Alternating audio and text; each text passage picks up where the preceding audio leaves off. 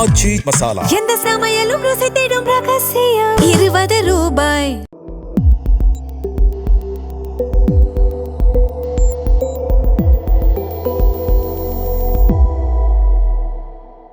தமிழ் தடம் நேயர்களுக்கு வணக்கம். நம்மோடு உரையாட ஊடகவியலாளர் திரு கேப்ரியல் இணைந்திருக்காங்க. வாங்க பேசலாம். வணக்கம். வணக்கம். நாளை விஜய் அவர்கள் சிஎம் ஆக பதவியேற்கார் அப்படின்ற செய்தி, அதுக்கான இடம்லாம் ரெடி ஆகிட்டு இருக்கு அப்படின்ற செய்திகள் வருது. இதற்கிடையே மெஜாரிட்டி எப்படி ப்ரூவ் பண்ண போறாரு அப்படின்றதான் பெரிய கேள்வி. 118 அப்படின்ற அந்த நம்பர் 8 இன்னும் ஒரு 10 எம்எல்ஏக்களுடைய ஆதரவு தேவைப்படுது. ஸோ நேற்று காங்கிரஸுடைய கூட்டம் கூடி விஜய்க்கு கிட்டத்தட்ட ஆதரவு தெரிவிக்கலாம் அப்படின்ற இடத்துக்கு அவங்க வந்துட்டாங்க. அஃபிஷியலான அறிவிப்பை சில மணி நேரங்கள்ல அவங்க வெளியிடுவாங்க அப்படின்னு தெரிய வருது. இன்னொரு பெரிய அதிர்ச்சி என்ன அப்படின்னு பார்த்தீங்கன்னா, அதிமுக டிவிகேவுக்கு ஆதரவு தெரிவிக்கலாம் அப்படின்ற ஒரு எண்ணத்துல இருக்காங்க. அப்படி இல்லைன்னா சிவி சண்முகம் தலைமையில அதிமுக உடைவதற்கும் வாய்ப்புகள் இருக்கு அப்படின்ற செய்தி காலையில இருந்து போயிட்டு இருக்கு. இது பெரிய அதிர்ச்சியாக இருக்கு. ஸோ எப்படி பாக்குறீங்க இந்த நகர்வுகள்லாம்? அதிமுக தாவேக்காவோட போய் சேர்றாங்கன்னா அதிமுகவோட எண்ட் அது லிட்டரலா சூசைட், பொலிட்டிக்கல் சூசைட் நம்ம சொல்லிடலாம். வெளியிருந்து ஆதரவு தெரிவிக்கலாமா? டிவிகேவுக்கு ஆதரவு தெரிவிச்சா டிவிகேவோட அசோசியேட் ஆனா ஏடிஎம்கே ஃபினிஷ்ட்னு அர்த்தம். ஏன்னா ஏடிஎம்கே செய்யற அதே வேலையை தான் டிவிகே பண்றாங்க.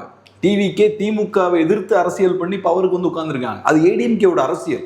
இன்னைக்கு நீங்க போய் டிவிகேவோட சேர்ந்தீங்கன்னா ஒன்னு ஜூனியர் பார்ட்னரா போய் தாவேக்காவோட சேருவீங்க, விஜயோட லீடர்ஷிப்பை ஏத்து அவரோட ஜூனியர் பார்ட்னரா போய் நீங்க சேருவீங்க. ரெண்டாவது, உங்க அரசியலை நீங்க தாவேக்கா கிட்ட கொடுத்தாச்சு. ரைட் ஐயா, நீங்க இந்த அரசியல் பண்ணுங்க, நாங்க வெளியே போறோம், நீங்க கொடுத்தாச்சு. ஆனா நீங்க சேராம வெளியே இருந்தீங்கன்னா நாளைக்கு விட்ட இடத்துல நீங்க பிடிக்கலாம். இல்லைங்க, நாங்க தான் நிஜமான திமுக எதிர்ப்பு அரசியல் பண்ணக்கூடியவங்க, நீங்க விஜய் நம்பி ஏமாந்துட்டீங்க, திரும்ப எங்க கிட்ட வாங்கினதை திரும்பி கட்டமைக்கிறதுக்கான வாய்ப்பு இருக்கு. ஆனா அதிமுக விஜய்க்கு ஆதரவு தெரிவிக்கிறாங்கன்னா ஃபினிஷ்டர். அப்படி ஆதரவு தெரிவிக்க வாய்ப்பு இல்லை அப்படின்னா சிவி சண்முகம் கட்சியை உடைப்பதற்கான வாய்ப்புகள்லாம் இருக்குன்னு செய்திகள் வருது. அதுக்கு வாய்ப்பு இருக்குமா? எப்படி பாக்குறீங்க? தெரியல. இப்போ அது இது காட்டக்கூடிய விஷயம் என்னன்னா, அரசியல்வாதிகளுக்கு பெரிய தொலைநோக்கு பார்வையெல்லாம் இல்லை பாருங்க. இபிஎஸ்க்கு அந்த விஷயம் இருக்கு பாருங்க.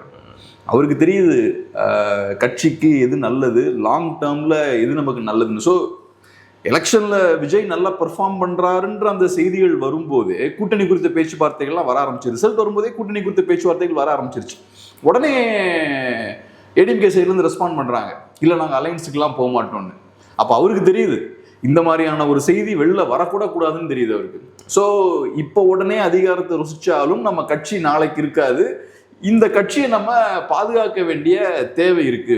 என்ன பொறுத்தளவுல விஜயோட அலைன்ஸுக்கு போலனா கூட ஏடிஎம்கேவுக்கு டஃப் தான். தாக்கு பிடிக்கிறது கஷ்டம். ஏன்னா இப்ப போட்டிக்கு உங்க இடத்துல விஜய் உட்கார்ந்துருக்காரு ஸ்ட்ராங்கா. ஆனா போனா ரொம்ப கஷ்டம் ஆயிரும். ஆமா, நீங்க போய் சேர்ந்துட்டீங்கன்னா நீங்க ஏத்துக்கிட்டீங்க, அவ்வளவுதான், முடிஞ்சது, நாங்க கிளம்புறோங்க அப்படின்னு நீங்க ஏத்துக்கிட்டீங்க. ஸோ உங்க கட்சியை கொண்டு அங்கே வச்சாச்சு. டிவிக்கு அதை விரும்புவாங்க. டிவிக்கு பொறுத்தளவுல களத்துல இருந்து போட்டியை தூக்கிடலாம். ஓகே,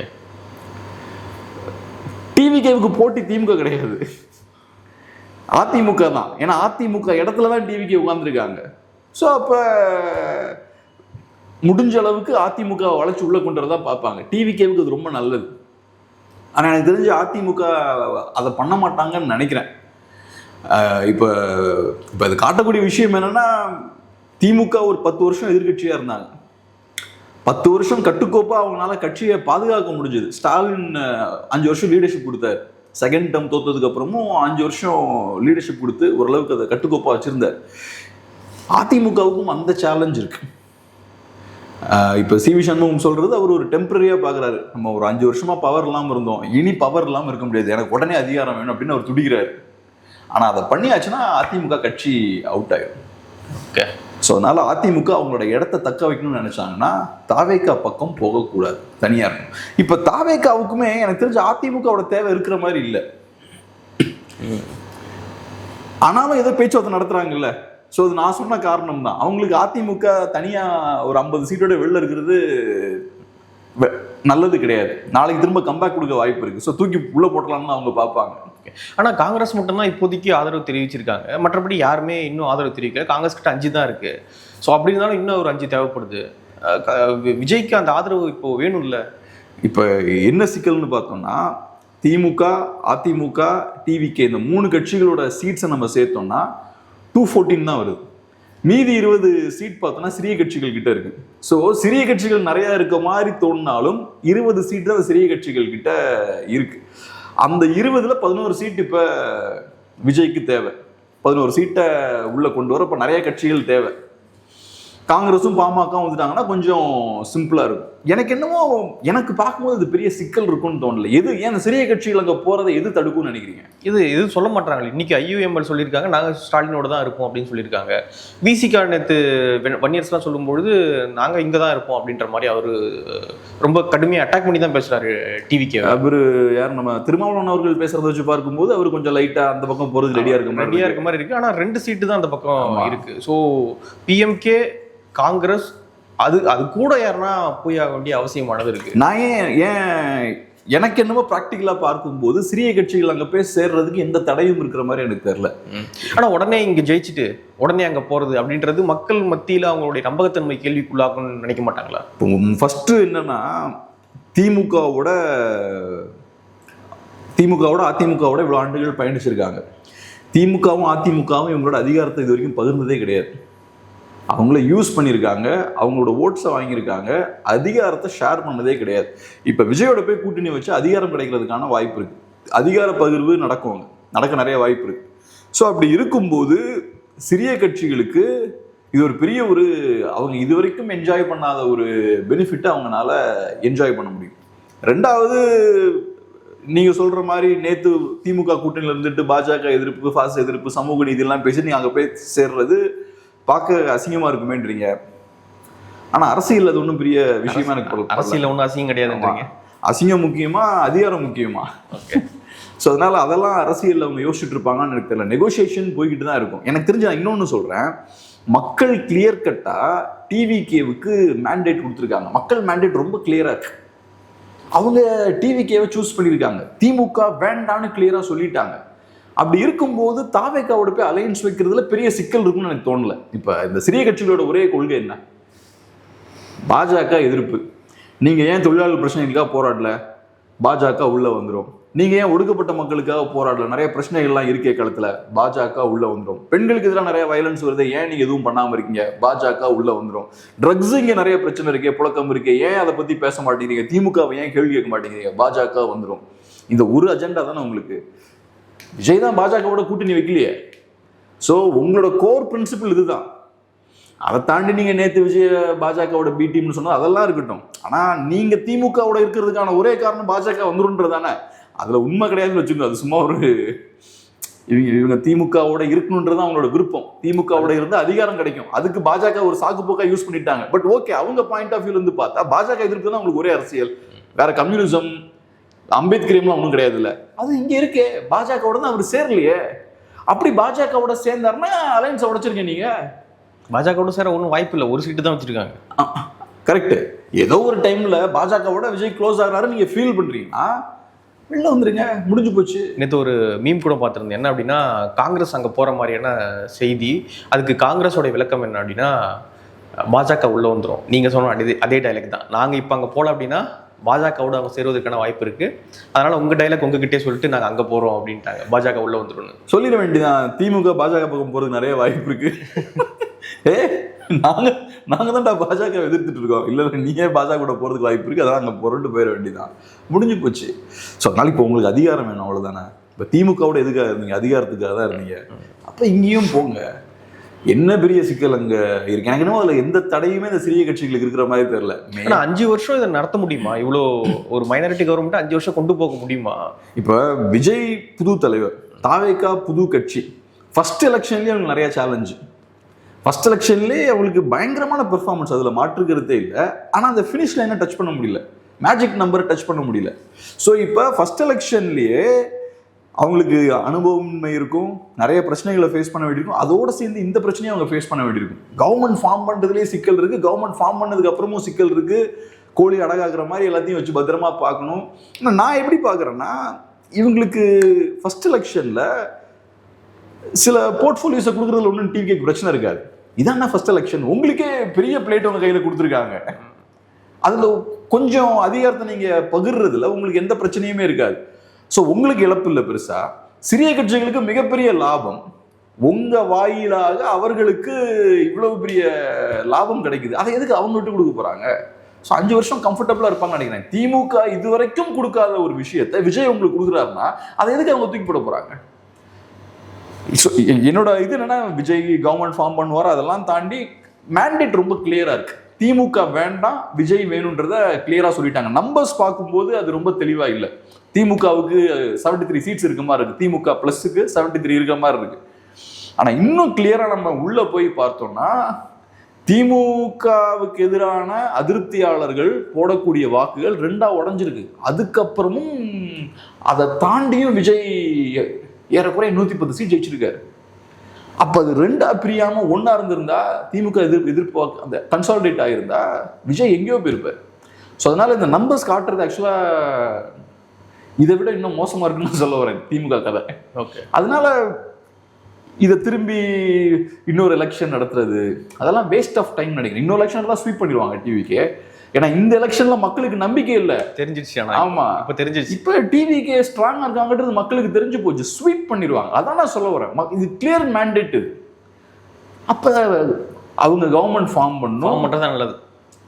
அப்படி நீங்க வெளில இருந்து ஆதரிக்கணும்னா ஆதரிங்க, ரொம்ப பெரிய கொள்கைவாதிகளா இருக்கீங்கன்னா வெளில இருந்து ஆதரிங்க, இல்லைன்னா உள்ள போய் ஆதரிக்கலையும் பெரிய சிக்கல் ஒன்றும் இல்லை. ஏன்னா எனக்கு தெரிஞ்ச உங்களுக்கு ஒரு கொள்கையும் கிடையாது. சும்மா பாஜக பூச்சாண்டியை காட்டி வண்டி ஓட்டிட்டு இருந்தீங்க, அதை காட்டிட்டு அங்கே போய் உட்காந்துக்கோங்க, என்ன பெருசாக குறைஞ்சு போச்சு? அவ்வளோதான். இப்போ நான் வந்து என்டிகேவை பற்றி பேசும்போது நான் ரொம்ப டீட்டெயிலாக கொள்கை ரீதியெல்லாம் பேசுவேன். தமிழ் தேசிய கட்சி ஒரு திராவிட கட்சியோடையோ வேற ஆரிய கட்சியோடையோ ஐ மீன் இந்தியன் நேஷனலிஸ்ட் பார்ட்டியோட அலையன்ஸ் வச்சா தமிழ் நேஷனலிசமுக்கு டேஞ்சர்லாம் நான் சொல்லுவேன். இங்கே அதுக்கான ஸ்பேஸே கிடையாது. நீங்க அதெல்லாம் என்னைக்கே குளித்து வண்டி புதைச்சிட்டீங்க. இப்போ விசிக்கு அங்கே போதுன்னு வச்சுக்கலாம். அவங்களுடைய பயத்தை நான் சொல்றேன். இப்போ நிறைய இடங்கள்ல பறையர் சமூக வாக்குகள் அங்கே விழுந்திருக்கு அப்படின்றது தான் செய்திகள் வந்துகிட்டு இருக்கு. நிறைய பூத்தில் நிறைய பகுதிகளில் வந்து அப்படியே போயிட்டு விழுந்திருக்கு, 90% அப்படியே விழுந்திருக்கு அப்படின்றது தான் செய்திகள் வந்துகிட்டு இருக்கு. ஸோ இந்த செய்திகள் திருமாவர்களுடைய காதுக்கும் போயிருக்கும். அப்படி இருக்கும் பொழுது விசிக்கு அங்கே போகுது அப்படின்னும் பொழுது அப்போது நம்மளுடைய தேவை என்ன? அப்போது மக்கள் இப்போ அங்கேயே ஆதரிச்சிடலாமே அப்படின்னு போயிடுவாங்க இல்லையா? ஸோ அந்த பயம் இருக்குல்ல அவங்களுக்கு, நம்ம ஓட்டர்ஸ்லாம் போயிடுவாங்கன்னு. இப்போ விசிகேவுக்கு அந்த பெரிய சிக்கல் இருக்காதுன்னு நான் பார்க்குறேன். ஏன் சிக்கல் இருக்காதுன்னு பார்க்குறேன்னா, இன்னைக்கு விசிகேவுக்கு பெரிய ஓட் ஷேர் ஒன்றும் கிடையாது. ஆனால் விசிகே அப்படின்ற ஒரு கட்சி, அந்த கட்சி ஆக்சுவலாக திராவிட கட்சிகள் தான் உயிர்ப்பட வச்சுருக்காங்க.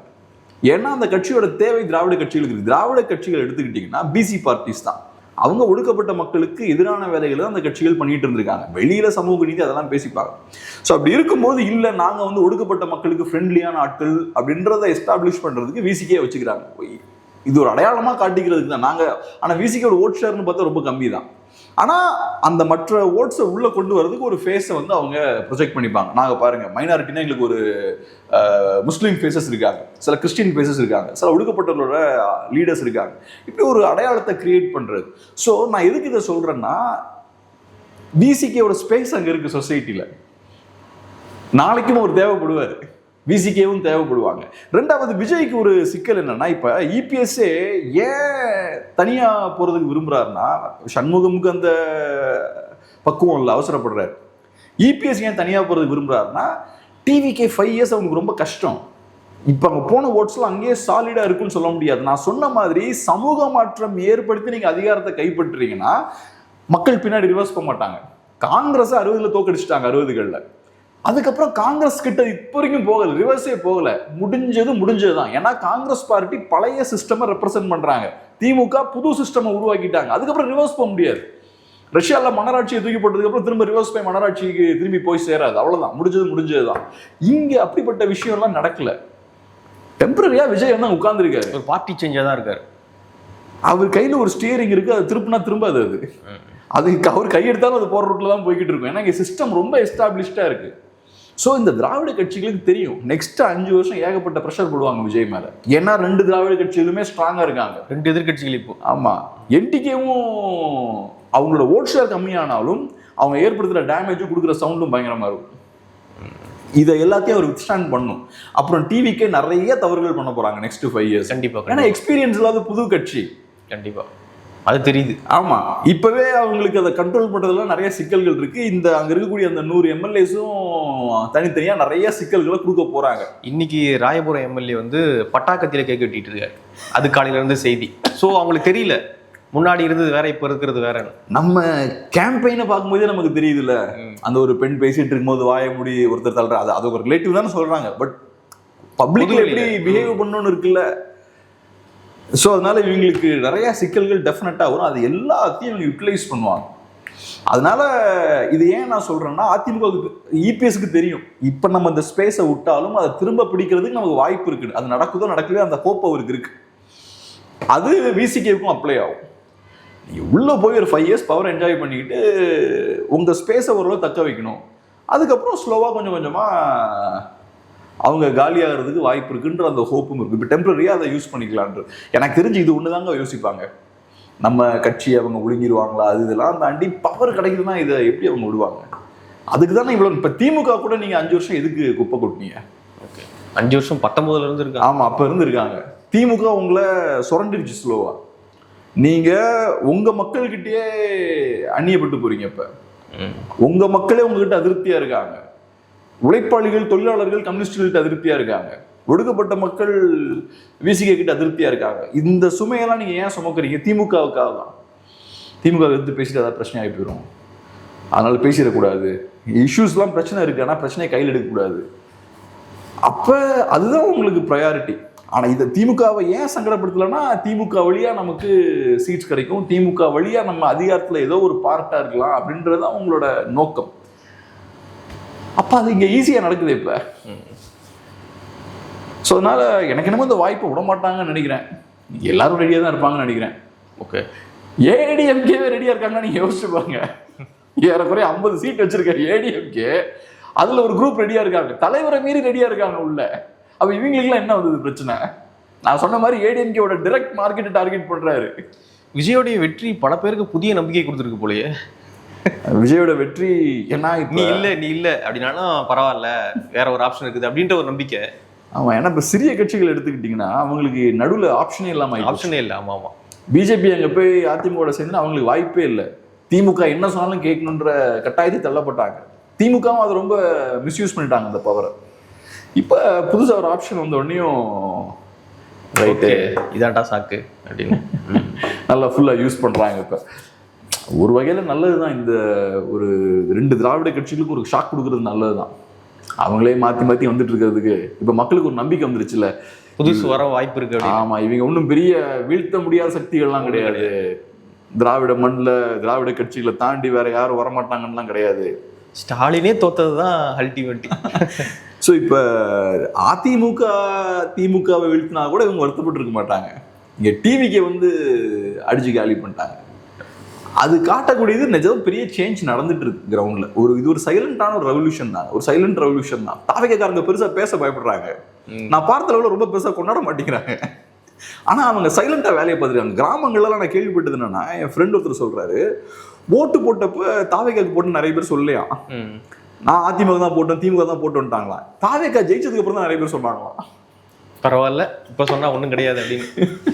ஸோ அவங்களுக்கு அப்போ கான்ஃபிடன்ஸ் இருந்திருக்காது. மேபி நம்மள கேலி பண்ணலாம், காசு வாங்கிட்டு அங்க போட்டியா அப்படின்னு கேட்கலாம். இந்த மாதிரிலாம் யோசிச்சிருப்பாங்கன்னு நினைக்கிறேன். அதான் நான் ஒரு சைலண்ட் ரெவல்யூஷன் சொல்றேன். அன்னைக்கு ஒரு டிவி சேனலுக்கு கார்ல போகும்போது அந்த டிரைவர்கிட்ட கேட்டேன், யாருக்கு போட்டீங்கன்னு. அவரு அதுக்கு முன்னாடியே கேட்டேன், ஓட்டு போட்டப்பே அவர் தாவேக்கான்ட்டார். அப்புறம் ஜெயிச்சதுக்கு அப்புறமும் என்னங்க ரொம்ப சைலண்டா இருக்கீங்க, செலிப்ரேஷன் எதுவும் இல்லை? ஆமா, நாங்க ஓவரா சவுண்ட்லாம் கொடுத்தா நீங்க ஏதாவது பண்ணிருவீங்கல்ல அப்படின்றாரு. அவர் என்ன நினைச்சுக்கிறாரு, ஏதோ ஒரு சதி நமக்கு எதிராக நடக்க வாய்ப்பு இருக்கு. ரொம்ப கேர்ஃபுல்லா இருக்காரு அவரு. அவர் ஒரு டிவி சேனல்ல தான் வேலை பார்க்குறாரு டிரைவரா. எனக்கு ஆச்சரியமா அது, ஜெயிச்சிருக்கீங்க ஜாலியா இருக்கு, ஏன் இப்படிலாம் யோசிச்சுட்டு இருக்கீங்க, யாரும் உங்களை எதுவும் பண்ணிட மாட்டாங்க. ஸோ அதனால அவங்களுக்கு, ஆனா சைலண்டா ஒரு வேலையை பார்த்துட்டாங்க. சைலண்டா பெருசா வெளியே எதுவும் காட்டியாம சைலண்டா ஒரு பெரிய ஒரு மாற்றத்தை ஏற்படுத்திருக்காங்க. ரெவல்யூஷன் தான் அது. ஆக்சுவலா முன்னாடி நான் இந்த விஷயம் கேட்கும்போது எப்படி நடக்கும்ன்ற மாதிரி இருந்துச்சு. என்னன்னா, வீட்டில் இருக்க குழந்தைங்கள்லாம் பெரியவங்களை கன்வின்ஸ் பண்ணி ஓட்டு போட வச்சிருக்காங்க அப்படின்ற ஒரு விஷயத்த சொல்லிட்டு இருந்தாங்க. இது எனக்கு அந்த அளவுக்கு அப்பீலிங்கா படல. ஏன்னா அங்க போயிட்டு வேற கட்சிக்கு அவங்க பிடிச்ச கட்சிக்கு ஓட்டு போட்டு இங்க வந்து பசங்க கிட்ட அம்மா அதுக்கு தான் போட்டேன் அப்படின்னா முடிஞ்சு போச்சு. சரி, இது ஒரு பெரிய விஷயம்னு எல்லாரும் பேசிக்கிட்டே இருந்தாங்க. ஆனா அது உண்மைதான் போல. பசங்க கன்வின்ஸ் பண்ணியிருக்காங்க. குழந்தைகளுக்கும் அந்த விருப்பம் இருக்குன்னு நினைக்கிறேன். குழந்தைகளும் அதை பேரண்ட்ஸும் அதை விரும்புறாங்கன்னு நினைக்கிறேன். இல்லையா? நீங்க சொன்ன மாதிரி பேரண்ட்ஸ் நினைச்சாங்கன்னா ஓட்டு போடுற மாதிரி போட்டு ஏமாத்திருக்கலாமே, போடாம போயிருக்கலாமே. அதை போட்டிருக்காங்கன்ற. ஸோ அப்ப பேரண்ட்ஸுக்கும் விருப்பம் இருக்குன்றேன். ஆமா. குழந்தைகள் கன்வின்ஸ் பண்ணாங்க, குழந்தைங்களோட விருப்பம் அதுவாக இருக்கும்போதும் பேரண்ட்ஸுக்கும் அந்த விருப்பம் இருக்கு. விருப்பம் இருக்கு. இப்போ குழந்தைங்களாம் சேர்ந்து அதிமுகவுக்கோ திமுகவுக்கோ போடுங்கன்னு கம்பல் பண்ணி தான் போட்டிருப்பாங்கன்னு எனக்கு தெரியல. ஸோ பேரண்ட்ஸும் ஒரு வகையில் கன்வின்ஸ் ஆகிட்டாங்க, ரைட்டு இவங்க 2 பேரும் சரியில்லை, மாற்றி போடணும் அப்படின்னு ஒரு முடிவுக்கு வந்துட்டாங்க. ஸோ செஞ்சுட்டாங்க. பார்க்கலாம். நிறைய விஷயங்கள் மூணு பகிர்ந்துட்டீங்க. நன்றி.